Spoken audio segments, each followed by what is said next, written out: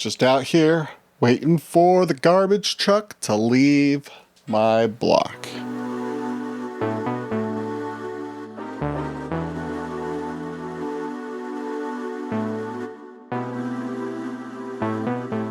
So loud. Hello, and welcome to Cyberdeck Users Weekly, a bi-weekly show about how to own technology. My name is Paul. I will be your host for this fine Saturday morning episode. The morning is fine. The episode, I don't know. I was thinking about this in the middle of the week because the hugest news in the middle of the week was Trump v. Twitter.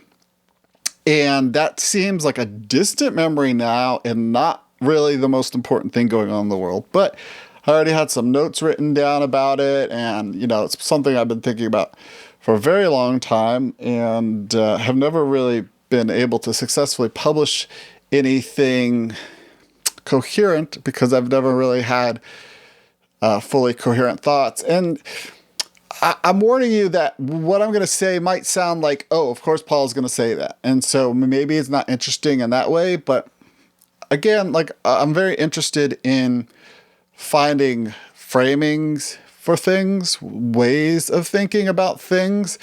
I really don't think I don't have a lot of good prescriptions just in general for a lot of stuff. So I hope you're not coming to me for a lot of advice, but I do have hopefully some frameworks that maybe would be helpful to you. So this episode is called Facts. F-A-X, no, Facts. I don't know how to say it. And I'm going to lead with this quote from Pierre Rochard on the Noted Bitcoin podcast. I wrote down episode 62. I haven't gone back and listened for a while, so who knows if this is accurate. But he said something like, you can't stop other people from reading that which you disagree with. And I think that's the morality aspect to me that a lot of this is about. I feel like speech laws and regulation and moderation are almost always about what others should see, right? Because if you have to see it to moderate it. It's not obviously about yourself. It's not about what misinformation can you handle? What dangerous information are you capable of seeing through and not being turned by and messed up by. It's what is safe for others. There's this dumb other in your mind, possibly, that can't handle bad information and therefore needs some sort of curation, and you're here to save the day. So that's my gut instinct on kind of this stuff. But that's not really that helpful, and that doesn't really solve anything, me thinking that way, right? So let's just get this one out of the way. The First Amendment. I think of free speech as a principle where I'm not going to use my power proactively to silence your speech. Now, the actual law is about the government not using its power to silence speech. But I do think there is a reason for the law in the sense of it's something like, we also have a law about the government not stationing troops in your house, but also it's kind of a good thing that I don't go into your house with a gun and hang out there, it's not just, this is bad. This is a thing that we don't want to be done. And therefore we definitely don't want the government to do it. But it's still, I still think of it as a principle, whereas I'm not going to try to use my power to silence other people, right?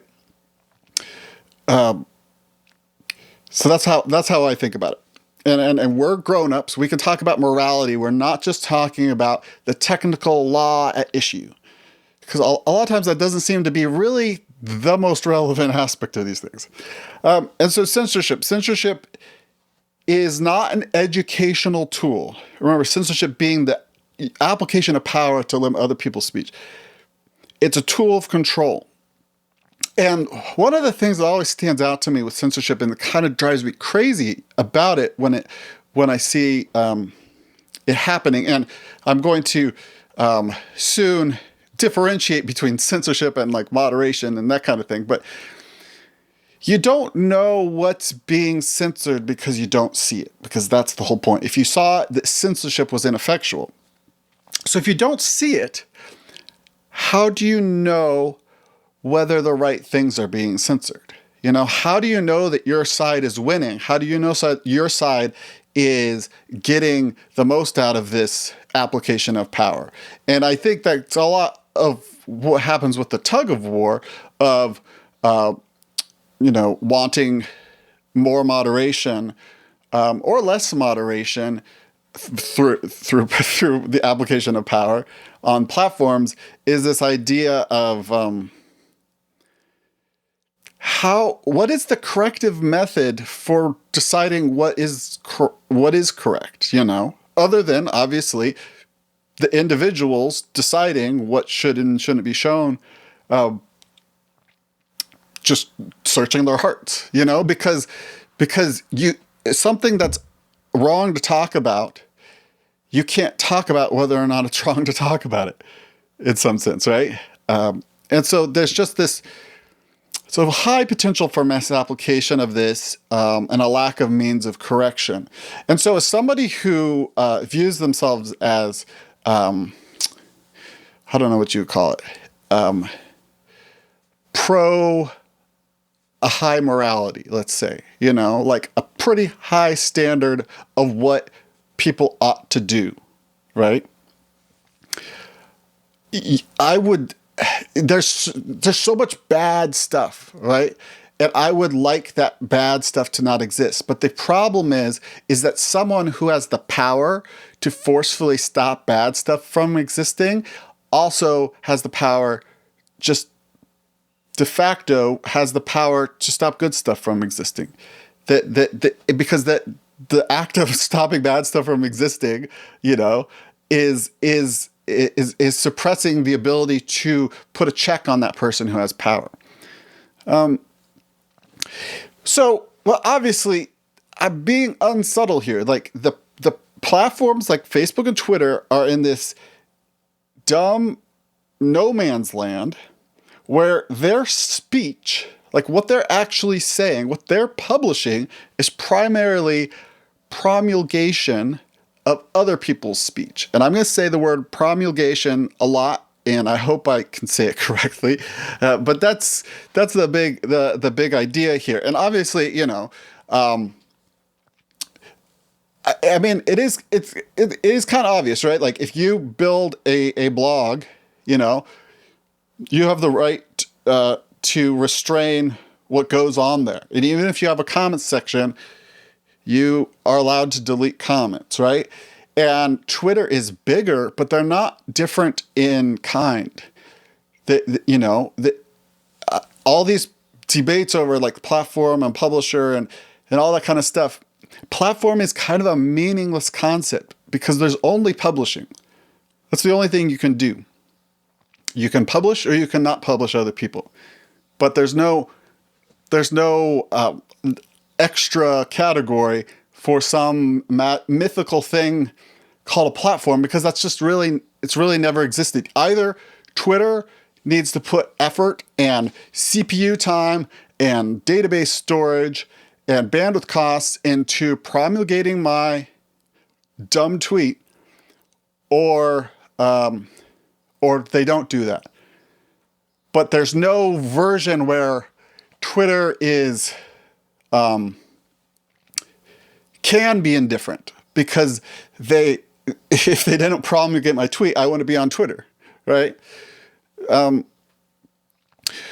So I would personally not want to be forced to promulgate information that I would find abhorrent.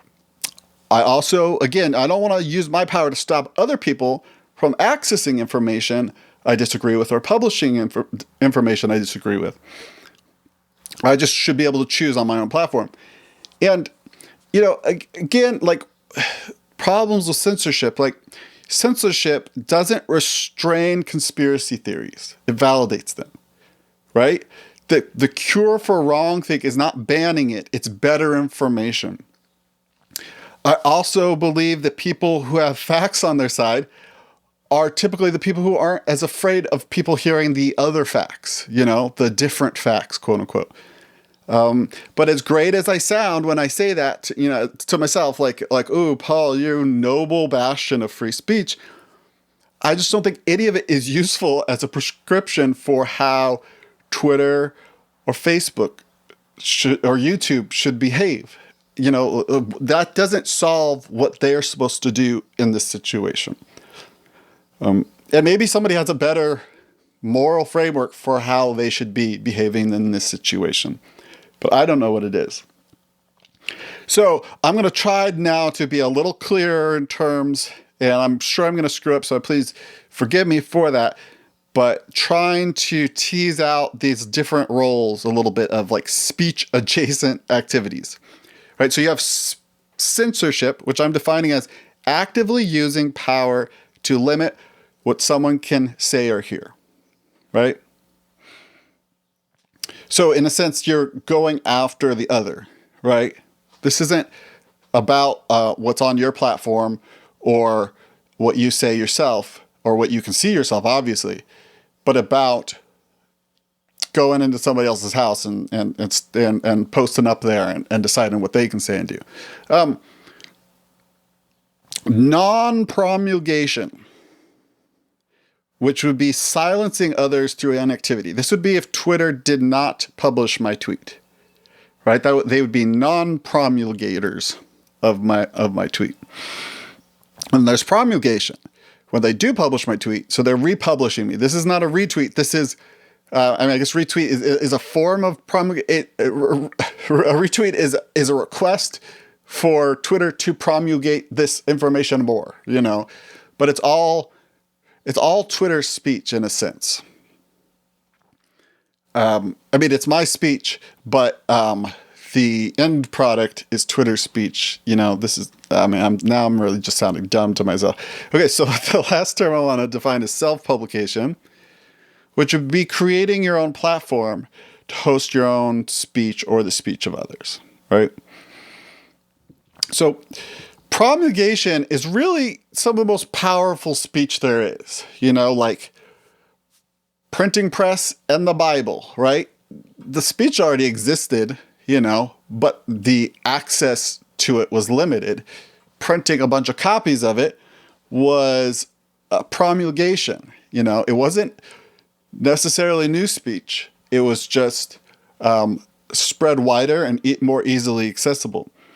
And there's no such thing as promulgation without non-promulgation. Because if you have a printing press and you have to decide what to print, because you have limited capacity of what to print. So you have to pick and choose which things are worth your time and money and capacity to print. And on the internet, where there kind of feels like there's infinite capacity, when you have infinite capacity, what you'd end up with is perfect noise. If there's literally no discernment, it would just, imagine if Twitter didn't block bots. And so every tweet by a real useful human was replied to by 50,000 bots who are promoting some, crypto scam or whatever. Like, Twitter would quickly become useless. When you have absolutely no discernment about what you're publishing, what you're republishing, what you're promulgating, you really don't have a signal anymore. You've drowned it out with the noise. So, and like even like on the extreme ends of like what places that are trying to allow as much as possible, even places like 4chan have non-promulgation policies. Gab famously, their decision was we will allow anything that is allowable by law on our platform. But I don't know. I actually, now I think about it, I don't know what they do about bots. But they also obviously do have, they've chosen their policy, and they will non-promulgate accordingly. So Twitter, Facebook, and YouTube are self-publishers, right? A publisher is a self-publisher in a sense. This is not, it's your speech now, and you're promulgating. It's your speech now in some sense. You're giving attribution, and they have historic levels of promulgation. There's never been a magazine or newspaper or weekly newsletter in the neighborhood that was this low of a bar to entry. But they do seem to be trending toward non-promulgation. Even in a more mundane sense, like YouTube a few years back kind of realized that allowing their content was randos making content, and randos are not always what advertisers want because they aren't really controlled.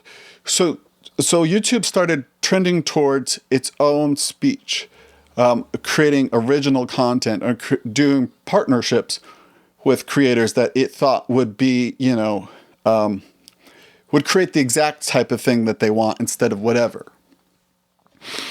And so meanwhile, obviously, topically, the government is flirting with censorship because that's the only thing government has power to do in this sort of scenario, because government can oppose things, but it doesn't really create, you're not going to have Gov Twitter. Nobody would want to use that. So so government only has the power really to limit and oppose one of these social networks, but they can't really, I don't know. They can't improve them. I can't imagine how, at least. And so, meanwhile, for me, I'm thinking I got to get some of the self-publishing apparatus. This is where I said this. Oh, obviously, that's where you're going to go with this. I want to secure and promote ideas that I think are good. I want to be a promulgator / non-promulgator self-publisher, but no censorship. And I mean, as a side note, to try to be a little more topical, like I find it a little sad how narrow a set of viewpoints are currently acceptable in general discourse. But there's really nothing I can do to change that, right? I can only bemoan it. I mean, if it's easy to stay within the appropriate bubble of thought, then times are good. And so, like, if that bubble feels, if the bubble matches what you believe to be the edge of reasonable discourse, then you feel fine. But at the same time, bubbles do, I think, they harm the formulation of extra bubble ideas. I mean, that's the point of non-promulgation, is that you're trying to limit the range of discourse to things that you find to be appropriate to discuss and useful to discuss. And so can be maybe a chilling effect. There can be, when you know that you can only get your words out if they're promulgated by others, you're going to start to either explicitly or implicitly accept some of their viewpoint, at least in the way you talk or what you say, or at least maybe the topics that you address, because you don't want the banhammer, obviously. Okay, so So what can I do? So this is where I think I'm becoming a censorship accelerationist. Like with like Bitcoin and money. Like I used to wring my hands and be so mad that the government kept on printing all this money and giving it to all their buddies. But now I'm like, you know what? They all deserve each other. The banks and the government can just just give each other unlimited quantities of fake dollars back and forth forever and make themselves sort of irrelevant. Because I don't see, and so I guess that's my vibe. I realize in my notes I don't actually ever say this. What is it being a censorship accelerationist? But I don't know. Censor, like if you've got the tools of power to censor, I'm not going. I don't want you to censor, but you're not going to make me mad when you do, because you're really sort of highlighting flaws in the current system in a sense, if that makes sense. Because I don't see a solution to Twitter should moderate more versus Twitter should moderate less. Like all things in our country, in the United States, this is purely partisan, right down the middle divide. We've got 51% on one side, 49% on the other, and who knows which way the wind will blow. The thing that is interesting to me and that I would find to be an improvement is that Twitter's decisions would not have an impact on what I can say and who I can listen to. Right? I'm looking for an exit. Like with Bitcoin, I want to look for an exit from the fiat system. With censorship, I want to look for an exit from places where censors have power, right? Because I have no desire to force platforms to publish content that they believe is against their own interests or against their moral code or their public duty. And I mean, as an anarchist, but just as a person in the world, like public square as a concept, which is kind of what Twitter or what Trump was leaning into with his executive order about Twitter, is just pretty silly. Like, I don't go to Union Square to hear all the great ideas being put forward by free speakers.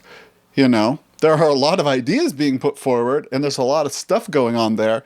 But I'm mostly there to watch the skateboarders. I don't think the public square is the place where we get our information. I think historically it's really been the printing press. I think it's been real publishing and real promulgation that's been the source of good, useful information. It's not the few scraps of shared space that we all allowed to do whatever in. Okay, so I've got a few points on this. These are sub-points of my point. I don't know. So one, I think echo chambers are natural and healthy. And this is, in a sense, like being an accelerationist in this sense. I think we need to destigmatize the idea of an echo chamber. Because just think of how you deal with information yourself. There's editing and curating and gatekeeping, and these are important methods of dealing with information. Because again, if you have no filter, it's just noise. If you have all information, imagine Wikipedia, even Wikipedia, where a lot of people are trying their best. If the page just showed all the edit history all at once, instead of what has been curated down to a specific article, it's just everything. It would be a mess. It would be unreadable. So I personally, have inputs and outputs, and by constraining my inputs to what I believe to be trustworthy and relevant, and then even further constraining my outputs of what I really, really like. Now I've taken in what I thought was useful for me to take in, and then my output is hopefully a sharper subset of that. I'm kind of creating value for anyone who bothers to listen to me. At least I hope so.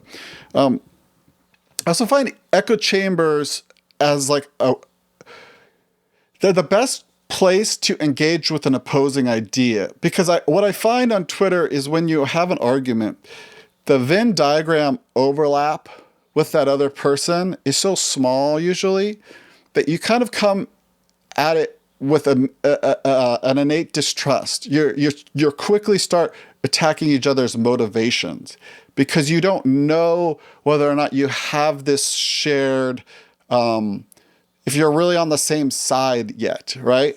And when you are talking to someone that you know is on your same side, that you almost always agree with this person and they care for you, you care for them, and you've done that practically too, and that's when it gets even more powerful. It's much safer to listen to their critique. It still sucks, and it's very difficult to adopt information that is contrary to your preconceived notions, but it is so much more powerful and useful. I find a lot of times when I say something that someone disagrees with, they almost always walk away with disagreeing still. But I find that they seem to change their mind over time. And this obviously does not always happen. But sometimes if I said something that was correct and then my actions or my life or external events kind of keep on lining up with what I said, they slowly move over to that. And when you're kind of on a battlefield of Twitter yelling at each other, new ideas don't stick with you like that, and contrary ideas don't stick with you, and don't really challenge you very effectively. And so I kind of think if Twitter and Facebook and YouTube want to create echo chambers for who they view to be the appropriate people to be talking and the appropriate topics to talk about and the appropriate, the appropriate takeaways from those topics to have, I kind of say let them. Because in a sense, maybe this is what people who complain about Twitter's moderation are kind of asking for, right? They want their version of 4chan where they are not, their base assumptions aren't really questioned, and now they can, perhaps have much deeper discussions about what they disagree with. Like, I mean, maybe a possible example is war, right? Most people in America are against the foreign wars, but for some reason we keep on electing people who are just super into foreign wars. And there seems to be, because, and I don't use the term tribalism a lot because it's not, I don't know if it again, maybe like echo chamber gets used as sort of an instantly bad idea, but there's this idea that you want to, when your tribe is under attack, right? Your politician that you're putting forward because you agree with most of their ideas, except for how bad they are about wars, then you start to defend them. And so you kind of, in a sense you have to, it's a way to maintain the safety and cohesion of your own group. So you can't have more inward discussions where you as a group decide, hey, maybe next time let's not pick somebody who loves war so much because we all really dislike it. I don't know, that I might be being totally naive about how politics actually work there, but I think there's something to having a constrained group of people that you're talking to, at least primarily, most of your conversations. Again, this is kind of why this global chat room that everybody can be a part of is just, it's sort of a fantasy that can't really ever exist. Because what you're really going to have is a moderated chat room that you either agree or disagree with the moderation. And surprise, most people are going to end up disagreeing. Okay, another point. on this censorship accelerationism. I don't want to host porn on my blog comments. I'm not sorry for that. And so I have no interest in sort of finding some weird definition of a platform as a utility that has to host all lawful content or whatever, I want to be able to make that choice. And along those lines, and this kind of flies in the face with a lot of the decentralization stuff I've been talking about, but I also am still kind of uncomfortable with Tor. And I think Tor is really being, in some sense, redeemed by its really great uses for Bitcoin privacy. And I think that's awesome.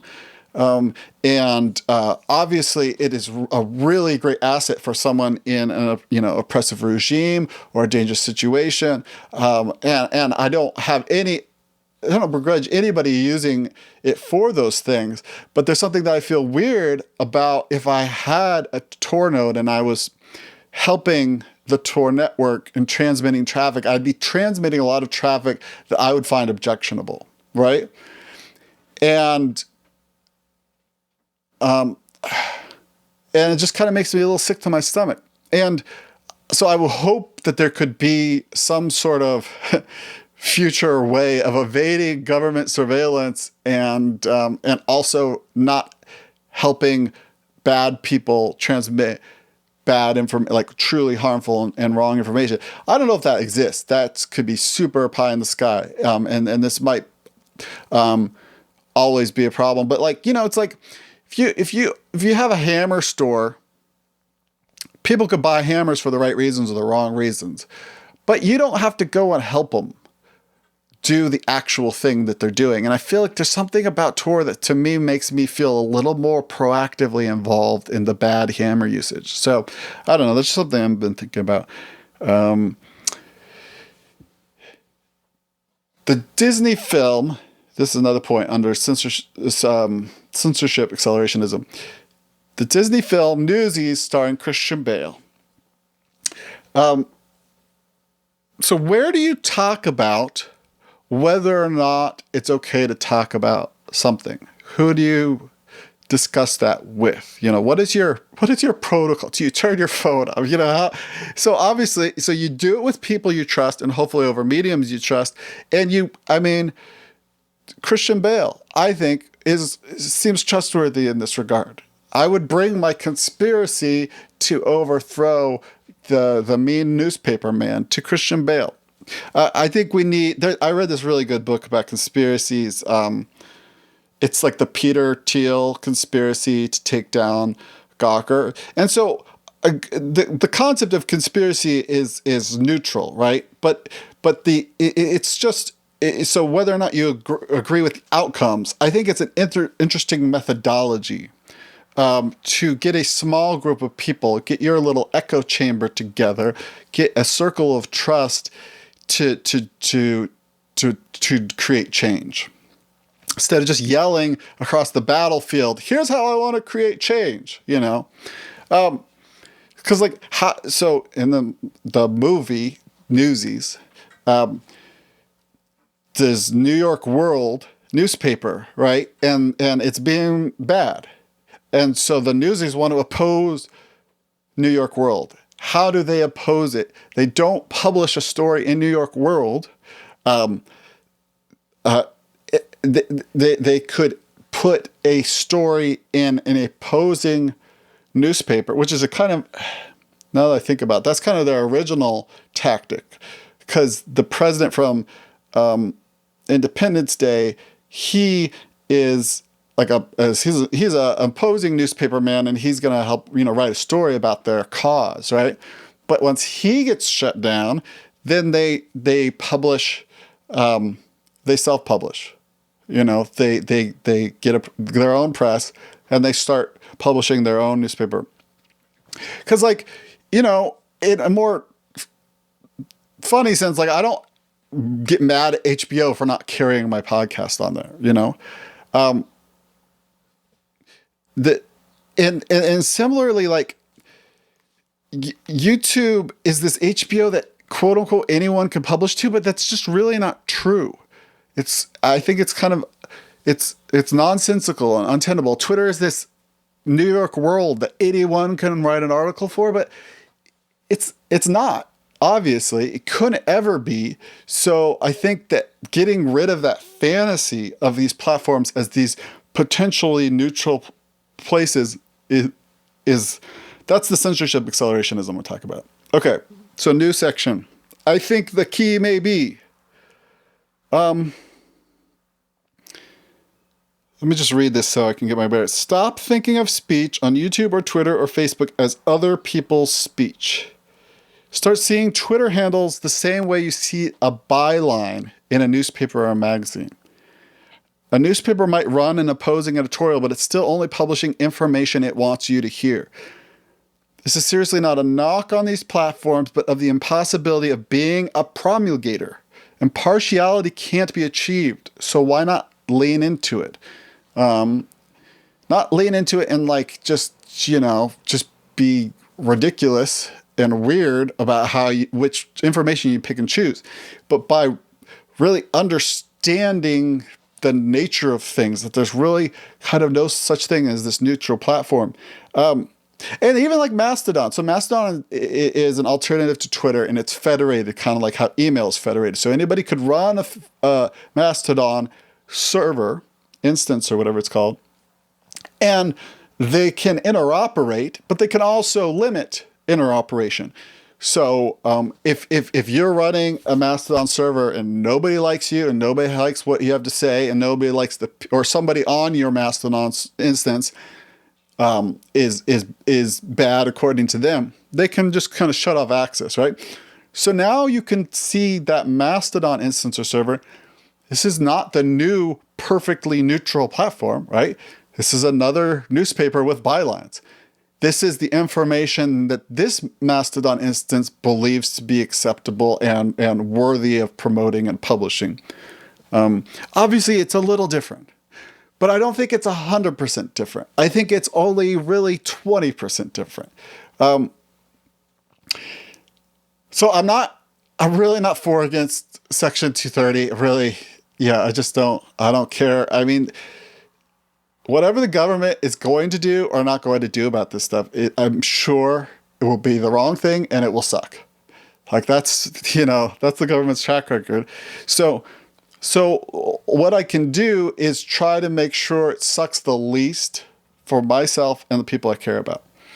And I think once we realize better what platforms actually are, these promulgators that can't promulgator / non-promulgator self-publishers that can't really be some mythical platform or mythical public square. I mean, I would love for there to be more skateboarding content, but I feel like there is already a lot of skateboarding content. I think that's when we become more desperate for our own printing presses.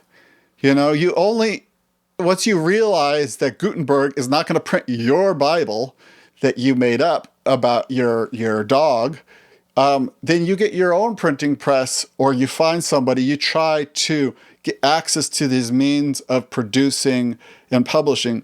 And that has literally never been easier than right now. And so we can live in this sensation of being oppressed and limited by these platforms that won't live up to a fantasy, or we can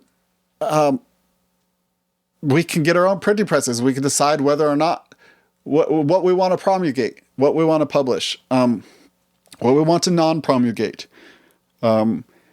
instead of in some sense trying to censor Twitter, right? And in some sense there's a weakness to being a solo operation. In a sense, you're a lot easier to censor individually. But you're a lot harder to censor collectively and in general. But I just think we haven't felt this need for it. Like, I think there's really nothing technical stopping Twitter from being like composed of millions of independent publishers, because that's kind of what the internet is. It's just websites, right? We've got to agree to this www protocol, or is www, I think HTTP is the protocol. How do I forget what www is? www is like a descriptor of the web of information that is stored in this protocol. And we had RSS, I think we really have the capability and the tools to have a decentralized Twitter. And I think it probably looks ideally more decentralized than Mastodon, but maybe Mastodon is good enough. I think it's definitely a step in the right direction. I just don't think enough people are aware of. And I just saw this irony in this I wasn't picking up on before. If you're Twitter and Facebook, the last narrative you want is that you're irrelevant, that you are not technically necessary. Like people bemoan this sort of like, well, I have to be on Facebook because that's where my friends are. That's where my group organizes. I need to be on Instagram because I see, that's where my friends are. Those are the photos. I need to keep track of my grandkids or whatever, we are given lots of actually pretty valid reasons why we need to be on these platforms. But the thing about it is that there's no reason why all of the benefits or many of the benefits, hopefully, of these platforms can't exist in a much more decentralized, self-publishing, like many people self-publishing kind of way. Because like think about how many people you follow on Instagram, 50 people. Imagine if that was an RSS feed, right? Worst case, right? The best protocol we could ever come up with that's decentralized is RSS, let's say. Imagine. Can you find their stories? Can you look at them? Can you comment on them? No. But you can at least watch them, right? And I think similarly with Twitter, however many people you follow on Twitter, you could subscribe to them all as RSS. And then, there already exist open web protocols for called ActivityPub, which is Mastodon uses ActivityPub for self-publishing a comment on somebody else's information. But of course, that other person can choose whether or not they want to display that comment. That's why actually, I'm going to push back against my boy, Matt Modell. Yes, my best friend, Matt Modell on Matt Odell on Tales from the Crypt. It's pretty mad about Twitter's new feature to limit who can reply. But I think that just would make sense. That would be one of the first features that you'd implement when you were self-publishing things, right? That you could choose who you want to engage in this conversation. It's weirder in this fantasy world of a public square, because it's like you show up on a public square and then you gag all the people that you disagree with or that you're not interested in talking about, and then you have a conversation with one person in the public square. That doesn't make any sense. That would be dumb and evil. But it makes sense in I think a more reality-based system of what is truly what we're really doing here. So I like these features. I don't know, I can't think of a tweet. I mean, I liked what this guy Yudi did, where he basically debated Vitalik about Ethereum, and it was a one-on-one, and it didn't have any peanut gallery kind of jumping in and breaking the flow of the conversation. I really enjoyed that. I don't know if I've got a good idea of a tweet that I want to limit discussion on. But I like that flexibility because ultimately I want to trend in a direction where I have my own platform. And yeah, so anyways, I mean, speaking of my own platform, I'm so grateful that people are listening to this podcast, which is distributed via RSS in some cases. I don't know what Spotify's using under the hood, but you can subscribe to an RSS feed. And am I on Anchor's platform, which is owned by Spotify? Yes. But I could theoretically get off of it. and hopefully my audience would follow me. Email, as much as I hate email, I'm so excited and kind of thrilled to have an email newsletter, because whatever I've thought about quitting Twitter before, it's like, well, how would I broadcast thoughts to people who care about those thoughts without them having to change up their whole social media habits to follow me in this very bespoke way? Well, people have email addresses, and I can publish a newsletter. And so if it comes to it and I decide it's really not worth me promoting this fantasy anymore by staying on Twitter, I could at least, reach people who have subscribed to the newsletter. So I think I feel really blessed and lucky, and I understand that, like, that's not how a lot of people would feel in this situation where everybody was really locked down. I know some celebrities have moved to, I forget what it's even called, but it's basically the celebrity just texts you, and that's kind of cool, but it's a lot harder now to really, you can't just at LeBron James like you can on Twitter, and get other people involved in this discussion or kind of call out someone publicly. There's a lot of public discussion and stuff that is cool that it happens on Twitter and YouTube. And I don't know that a more decentralized, very self-published world would really accommodate that super well. I mean, think of Tumblr. Tumblr, you can basically DM someone and then they can choose to publish it and engage with that question. But so, yeah. And so for people who don't have, I have a decent amount of Twitter followers. And I even have a blue check. It's pretty amazing. But for people who don't have that, maybe what I'm saying would just really, really suck for them. And so maybe I should come up with some better ideas than this. But this is kind of how I'm thinking about it right now. So I would appreciate your feedback. You can tweet at me, Future Paul. You could email me, paul@paul.lol. You could set up an RSS feed of thoughts about me, and I'll subscribe to it, I guess. I just want to figure this out, and I just feel like there's something very untenable and unrealistic about how most people are what most people are hoping to get out of these big platforms, and I choose to not believe of them as inevitable and necessary, but as sort of an artifact of invention. My whole theory of how the internet develops is that and technology develops is you build something beautiful in a walled garden while it needs protection. And once the idea is proven, you tear down the walls and you make it a protocol because it's a good idea now, and people know that this is, you've created a new baseline thing that just people want. So once you do that, the protocol stops evolving, really. It's very hard to add new features and functionality and capabilities. But I do think that's kind of how we progress. And I think, we didn't have social media before the web. And the social media grew up on the web and made a very successful jump to mobile apps.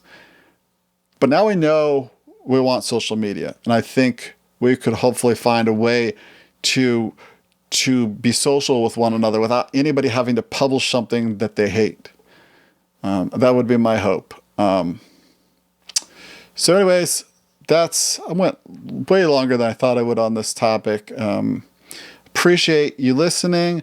I really appreciate the Patreon supporters. I've been meaning to tweet about this, but we'll see how I don't know how to announce that I have a job, and I'm very excited about that. I am a professional programmer now, which is something that I've been working towards for a really long time, and very slowly learning how to program well enough to be paid for it. So I still absolutely appreciate Patreon support, and it's definitely going to help me do things with this podcast.